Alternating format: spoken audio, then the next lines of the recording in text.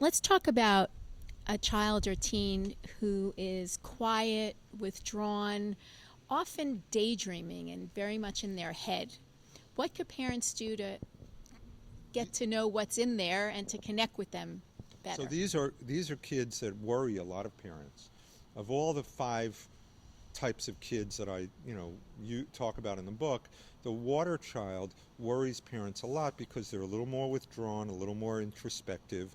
I like to call them old souls because they're our prophets, they're our sages, they're these wise beyond their years kids, but they are a little weird.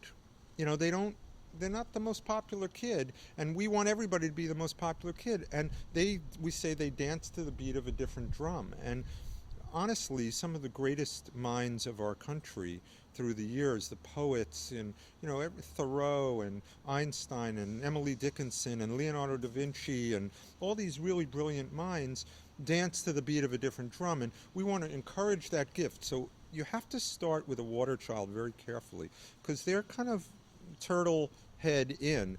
We have to coax them out by honoring their gift first. So that's first honoring their brilliant insights. And then when we orient this way, we see that there are 2 triangles that we're starting with. We're going to end up working on the arms, but always start with the legs, are fire and earth. So the first step is the fundamentals, the ground floor, which is earth, which is this bottom one. And the first step is getting a water kid to join the table when you're eating. Water kids will drift off into their room and say, no, Mom, I'm not hungry, or I'm going to eat in front of the TV, or I'm going to eat in my room. And that's the hermit. We want to encourage them back into the tribe. And one of the best ways to do that is through cooking. Getting water kids to cook and seeing the magic and the process and the science of it, they get into it and really give them control over reading and choicing, and even get them into the cooking channel to see these different things, make it a contest, right?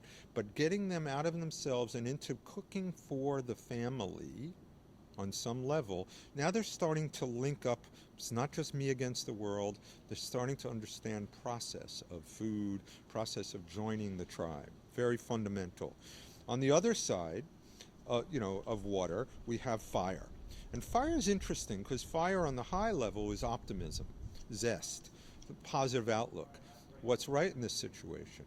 And trying to practice optimism is tricky because you have to think large. You have to think about, possibilities of how good things could be. And one of the best fire activities for water people is performance, is getting them out of themselves and doing performance.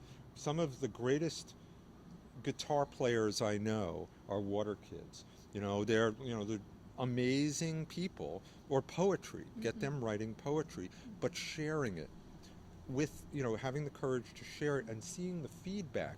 The more feedback they get, the more positive they see that I have a purpose in this tribe. I don't have to go sit in my cave. There's a very high level executive function. Again, developing this relationship is really about seeing possibilities in the future, because they can get kind of negative. And so, anyway, that's a place to start, a simple place to start.